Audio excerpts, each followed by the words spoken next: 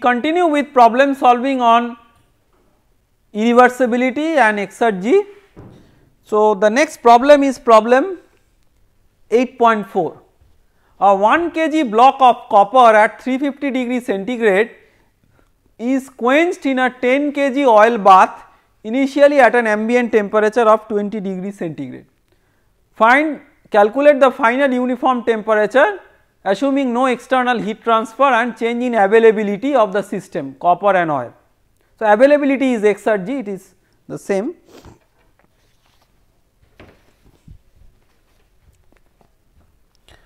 So, the situation is you have a copper block in oil and copper plus oil is your system.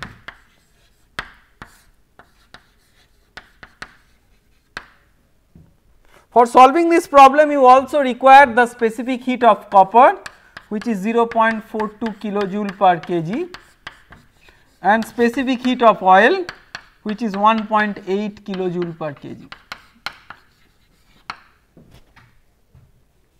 Okay. So, if you apply the strategy of solving this problem is again like you need to calculate the change in availability. For that you require the entropies and for entropy transport you require the heat transfer. So, let us calculate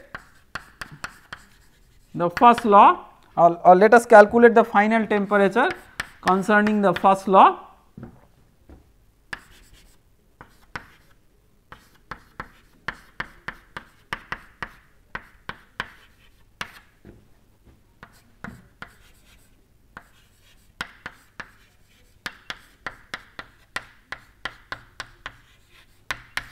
So, this is U2 minus U1 plus W12 which is 0. Heat transfer is also 0, your system is this one and this system does not interact with the surroundings through any heat transfer or any work. So, T1 oil and T1 copper these are known, T1 oil is 20 degrees centigrade, T1 copper is 350 degrees centigrade. So, from this equation you can find out what is T2. So, mass of copper is 1 kg and mass of oil is 10 kg.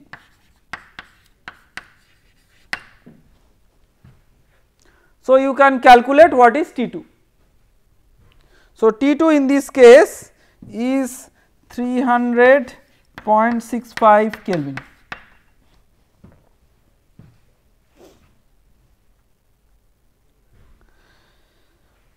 So, phi 2 minus phi 1. So, what is required is the total availability which is capital phi or let me write A2 minus A1.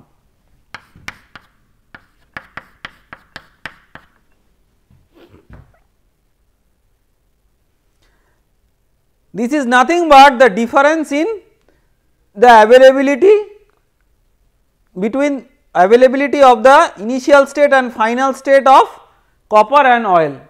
So, this is M copper into phi 2 minus phi 1 of copper plus M oil into phi 2 minus phi 1 of oil.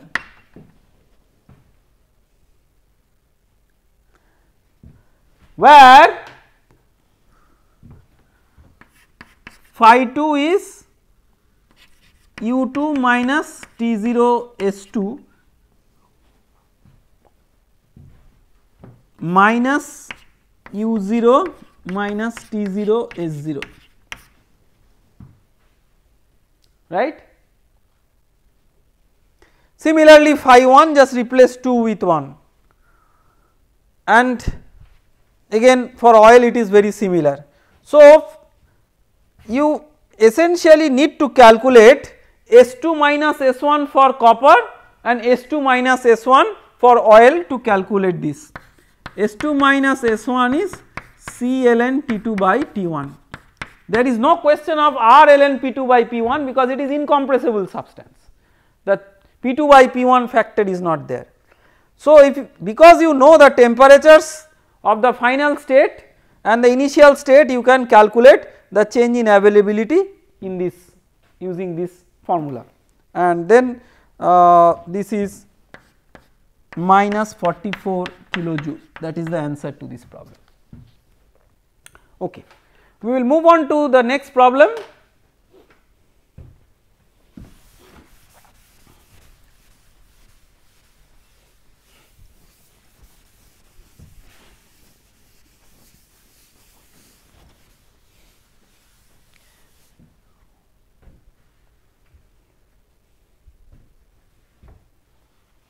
So, before moving on to the next problem, a very important insight about the answer to this problem is phi 2 minus phi 1 is negative, right. So, there is a decrease in availability or exergy, and this is because that the entire work potential because of this heat transfer is lost due to irreversibility, due to entropy generation.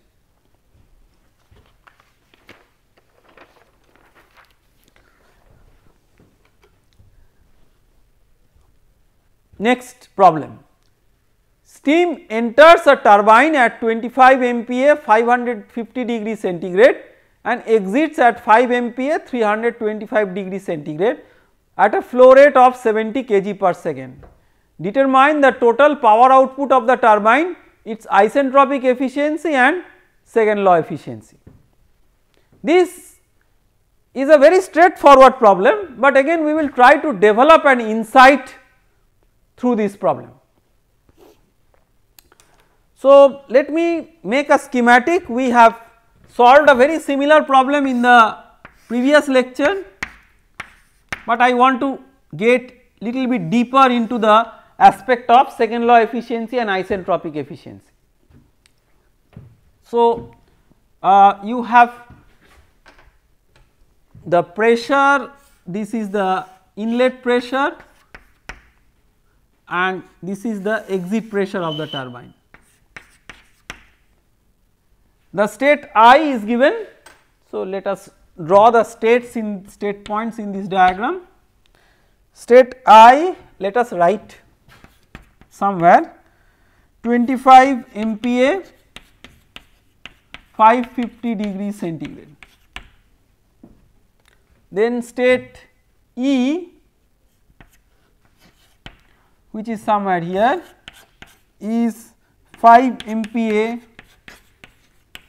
325 degree centigrade. M dot is 70 kg per second.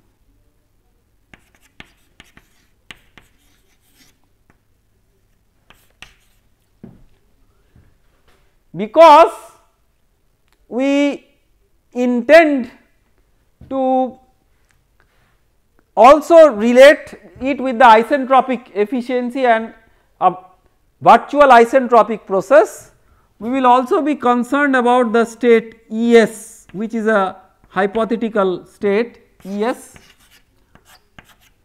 It is given by SES is equal to SI and PES is equal to PE. So, in this case, let us see what is first you have to calculate.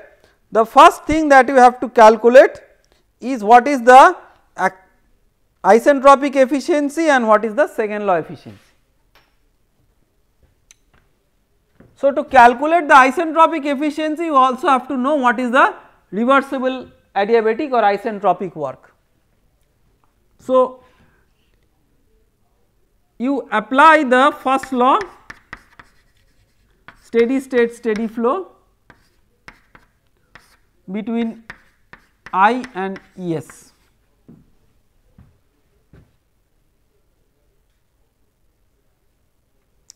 So, you have Q plus HI, all the terms we are writing per unit mass.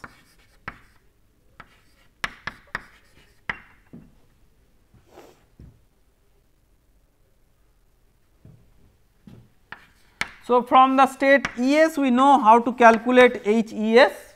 In one of our previous problems we have addressed it, so I am not getting into the details. The turbine is adiabatic in this case, so Ws is Hi minus Hes. Similarly, if you apply the first law for the process between I to E, you have Q plus Hi is equal to He plus W actual. State E is already given, so He you can find out from the table.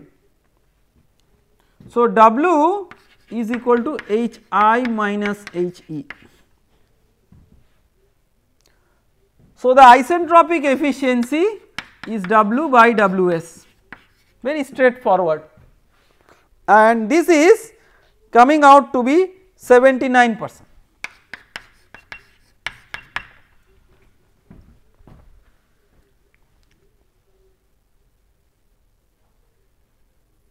Okay.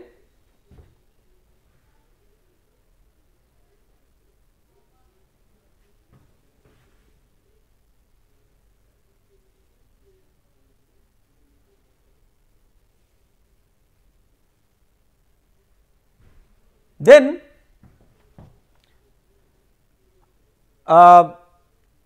you have to also calculate the isentropic efficiency, right. So to calculate the isentropic efficiency, oh sorry, second law efficiency, right, you have already calculated the isentropic efficiency. Next you have to calculate the second law efficiency. So interestingly, this expression here becomes Hi minus He by Hi minus Hes. We will see how it relates to the second law efficiency. So second law efficiency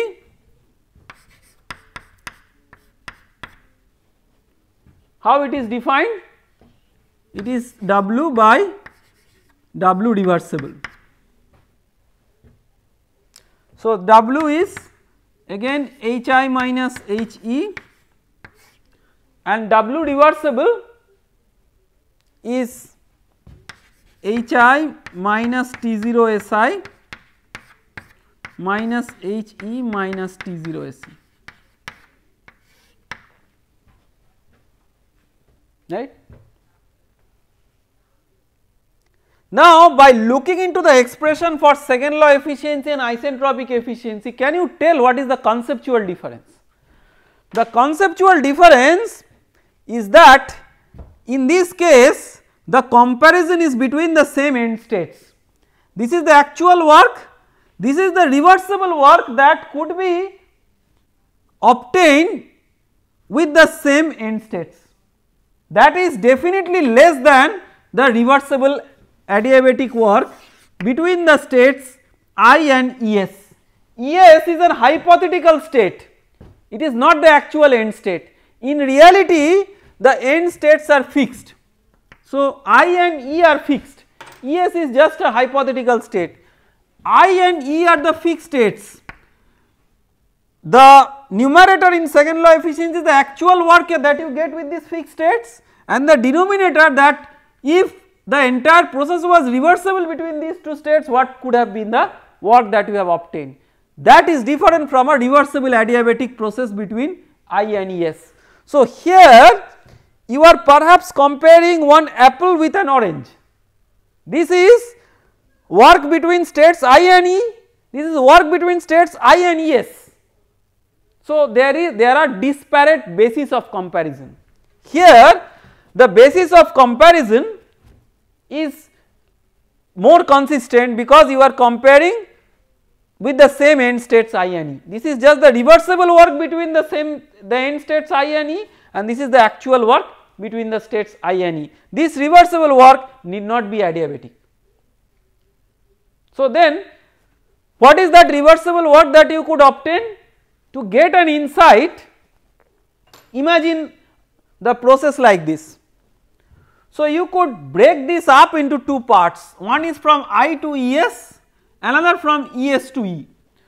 So, to make a reversible process from ES to E, you need a heat transfer, right. So, and that heat transfer is like in this case integral TdS from ES to E. So, that heat transfer, so look at the temperature of this temperature is 325 degrees centigrade. So, this is around 300, 325 like. So, here if it is in the two phase region, both are 325 degrees centigrade, because saturation pressure is not changing from saturation temperature is not changing from ES to E.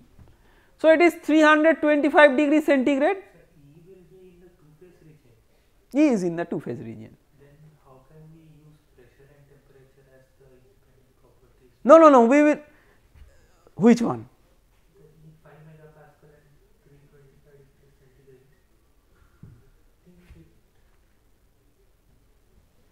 It will, yeah.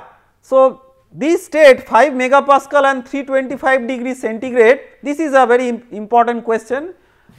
This 5 MPa and 325, so I have drawn it conceptually here, but it may actually be in little bit in the superheated region also, because when you specify, so just look into the table and say what is the saturation temperature at 5 MPa. 264. So, this is superheated actually. So, normally the exit state of a turbine will not very commonly be in a superheated state.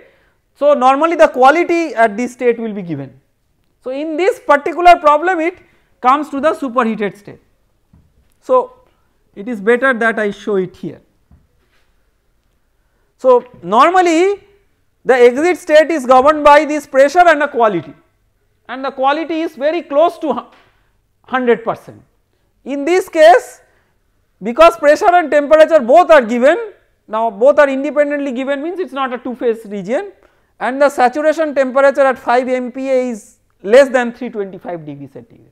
So, this is little bit superheated, may not be very highly superheated, but little bit superheated. So, and what is this saturation temperature? 264 degrees centigrade. So, from 264 to 325, that is the change in temperature as you go from ES to E. So, from ES to E you require a heat transfer, right, in a reversible process. What will arrange the heat transfer? You do not have any source or anything. So, you have to arrange that heat transfer from the ambient. Ambient, the key issue is that ambient is at a lower temperature. So, ambient is at a T0 which is less than all this. So, T0 is less than this 264 or 325, all this. So, because T0 is less, so from a lower temperature to a higher temperature system, if you want to have a heat transfer, but still you have to have this heat transfer to have the change in state from ES to E take place, and that in a reversible manner. So, you have to arrange for a reversible heat pump across the ambient that will effectively transfer heat from T0 to this. That reversible heat pump will require a work input, right. So, you have to arrange for a reversible heat pump which requires a work input, although reversible, but still it requires a work input, and that part of the work therefore you do not get as a work potential. That is why you see it is not Hi minus He, but Hi minus He minus of T0 into Si minus Ac. That minus of T0 into Si minus Ac or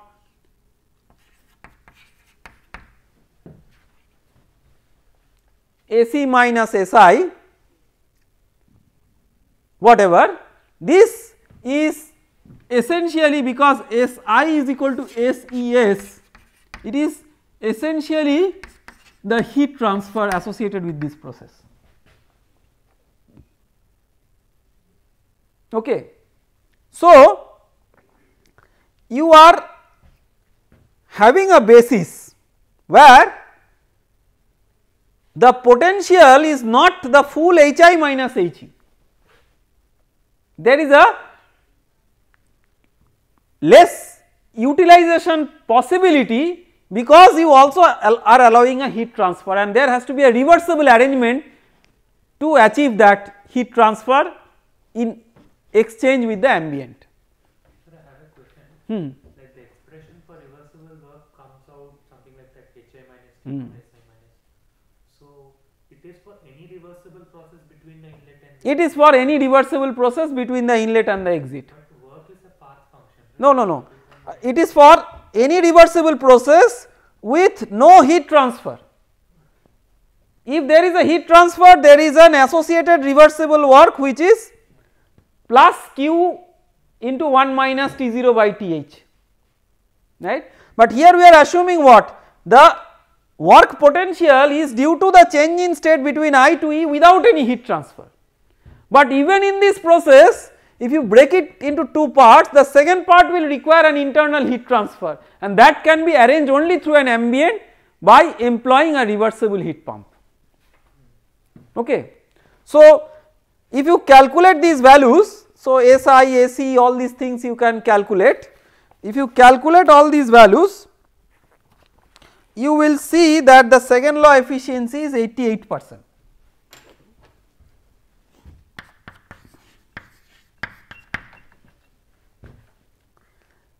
See, the first law efficiency I mean not the first law, the isentropic efficiency, it is 79%. That means the denominator here appears to be more than the denominator here, right. So, this already takes into account the less potential because of the need of this employment of the heat pump to have the heat transfer across the states I and E. In this case, it does not take that into account. So, the potential that you are considering as Hi minus Hes is not the true potential. The potential that you are considering between the end states, this is the true potential, right. So, you have to compare it with the true potential and not the hypothetical potential, and that is why the second law efficiency is much more scientifically correct to assess the performance of a device as compared to the isentropic efficiency. We will solve a couple of more problems. So, the next problem, let me erase the board. Air flows into a heat engine at ambient conditions of 100 kilopascal and 300 Kelvin as shown in the figure. Energy is supplied as 1200 kilojoule per kg of air from a 1500 Kelvin heat source, and in some part of the process a heat transfer loss of 300 kilojoule per kg of air occurs. The air leaves the heat engine at 100 kPa 800 Kelvin. Find the first law efficiency and the second law efficiency. So, let us calculate this.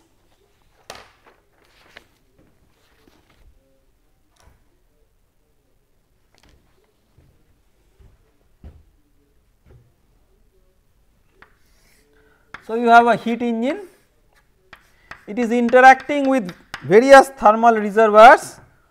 So, you have a QH of 1200 kilojoule from TH at 1500 Kelvin. You have Q minus QL, which is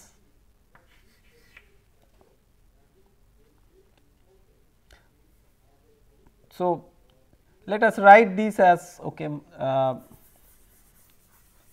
minus QL with the magnitude of QL as 300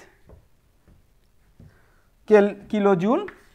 So, magnitude is 300 kilojoule minus because heat is transferred from, this is what is given in the schematic of the problem. So, I am trying to be consistent with the schematic of the problem, and then this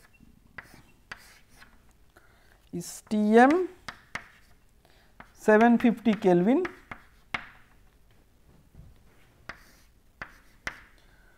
So, you have air at P0 T0, you have state I, and state E you have air at P0 T2.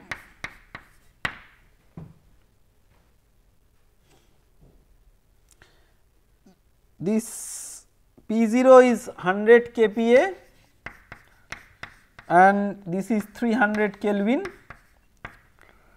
and this is 800 Kelvin.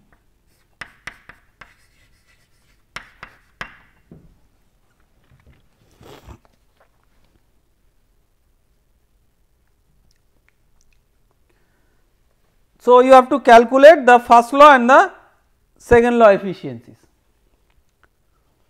So, the first law efficiency will be like what amount of heat transferred to the system is converted into work. So, in this case, okay, there is a work done also. So, first law,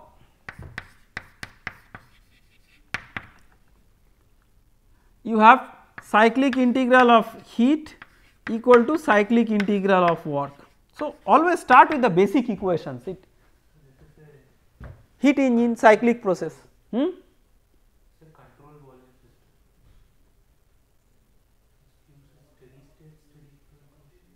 We can use the steady state steady flow equation here.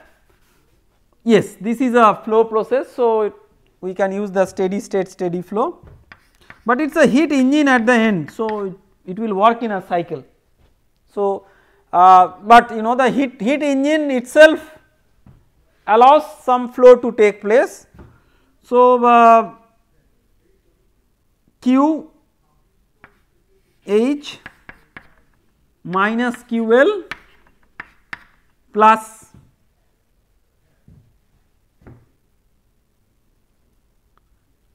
MIHI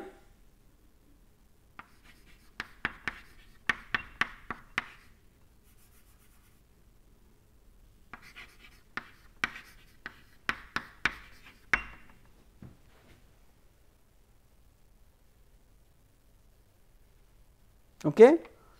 So, 1200 kilojoule. So, for everything we can calculate in terms of 1 kg per air, 1 kg of air. So, QH is 1200, this is minus 300. So, minus 300, QL is 300. So, minus 300, this is 1 kg, this is 1 kg, HI minus HE. So, this will be Cp into whatever Ti minus Te. So, you will get W from here.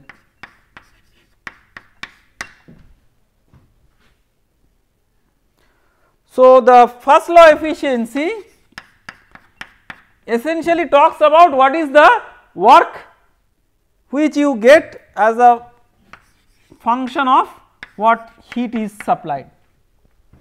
So, W by QH. So, this is 31.52%. Okay. The second law efficiency compares the W with the reversible work. So, what is the reversible work? The reversible work is associated with these two heat transfers and then the change of state. So, the reversible work is QH into 1 minus T0 by TH minus QL into 1 minus T0 by Tm, then plus Mi into Hi minus T0 Si minus Me into He minus T0 Se, right. So, this is the work potential due to the change in state, and this is the work potential due to heat transfer. So, everything is known. The change in entropy you can calculate by the formula like integral of Cp dt from Cp dt by T from 300 Kelvin to 800 Kelvin, minus RLN P2 by P1 is 0 because the pressure does not change. So, if you substitute this value, I do not have the exact value of this, but I have the answer to the second law efficiency. This is W by W reversible, this is 67.2%. So, this is more practical because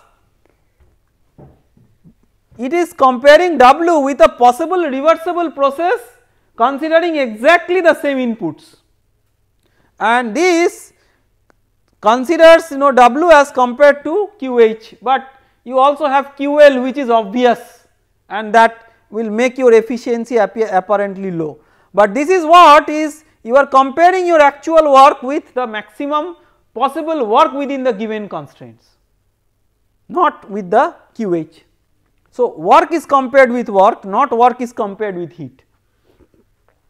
Okay. So, we will work out one more problem,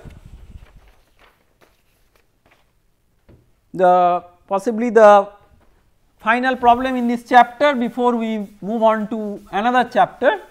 So, problem 8.7, a heat exchanger brings 10 kg per second water from 100 degree centigrade to 500 degree centigrade at 2000 kilopascal using air coming in at 1400 Kelvin and leaving at 460 Kelvin.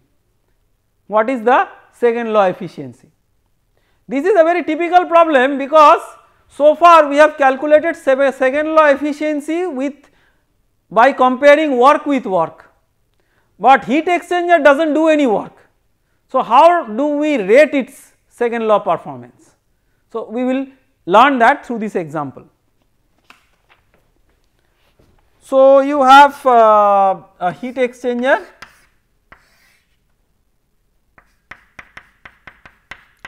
in which you have water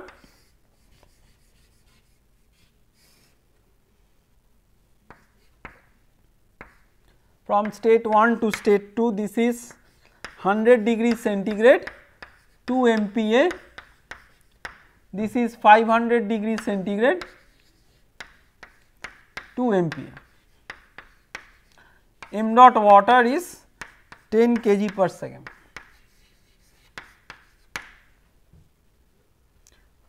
There is a line of air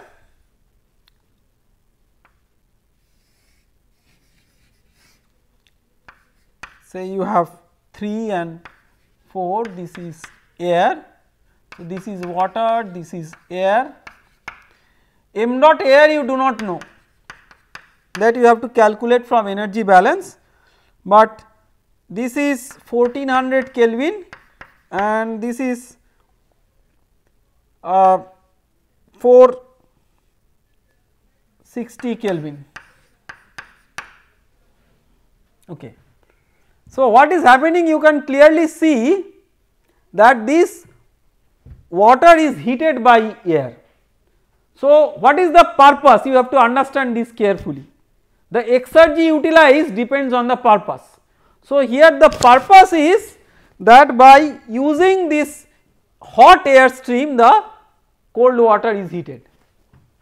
Okay. So, first of all we have to find out what is the mass flow rate of air. So, we can apply the first law for the heat exchanger as a whole. So, q dot plus summation of m dot I h I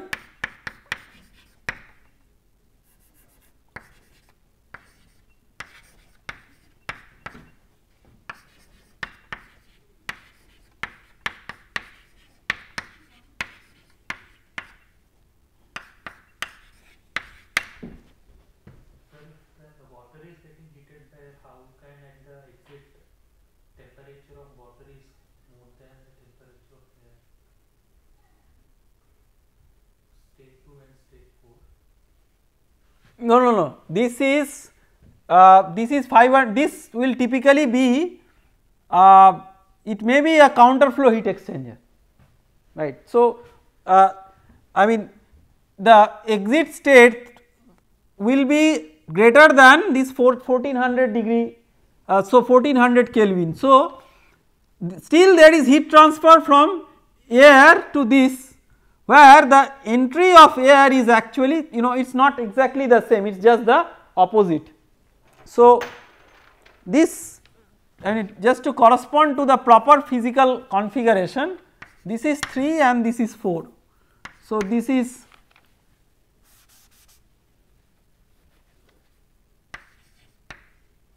(300 Kelvin) or what is that? Sorry, 460 Kelvin. Huh?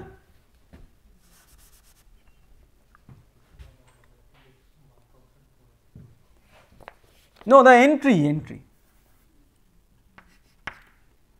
This is 460 Kelvin.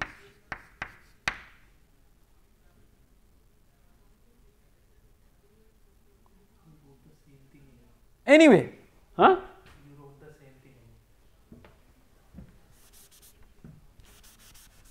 So, this will be so this is 1400 Kelvin, right,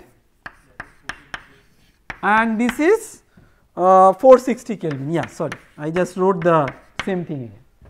So, this is 1400 Kelvin, this is 460 Kelvin, and you can see that in all cases now the hotter fluid has the higher temperature. So, it does not disobey the second law. So, this alteration of schematic was necessary, because if we kept 3 here and 4 here, then at some place the hotter fluid will have a lower temperature than the colder fluid, that will violate the second law. So, this is called as counter flow heat exchanger instead of a parallel flow. So, this exit of this is same as entrance of this. So, it is not given, but from the data this is what we can draw consistent with the physical picture. This is greater than this temperature, this is greater than this temperature. So, there will be a flow of heat always from the air to the water. Had it been drawn in the other way, that would have not happened. So, now of course, then it becomes m dot, the equation remains the same, just conceptually the figure needs to be altered, the equation remains the same. So, you have the work done as 0, the heat transfer as 0 because there is no external heat transfer, then m dot water is known. So, from here you can find out what is m dot air. So, m dot air so m dot water into H2 plus m dot air into H4. So, m dot air into H3 minus H4 is integral of Cp dt from 3 to 4, T3 to T4. So, if you do that, you will get m dot air as 28.939 kg per second. Now, the conceptual part of the problem. So, how to calculate the second law efficiency. So, look at the fundamental definition of the second law efficiency. Second law efficiency is the exergy utilized. It does not define it in terms of heat, work, etc. It defines it in terms of exergy. So, exergy utilized by net exergy supplied. So, Exergy utilized depends on purpose. So, what is the purpose here? The purpose is to heat this water. So, exergy utilized will be m dot water into psi 2 minus psi 1. There is a increase in exergy, that is the work potential of the water is elevated because of this heat transfer from the air to the water. What is the net exergy supplied? So, it is m dot air into psi 3 minus psi 4.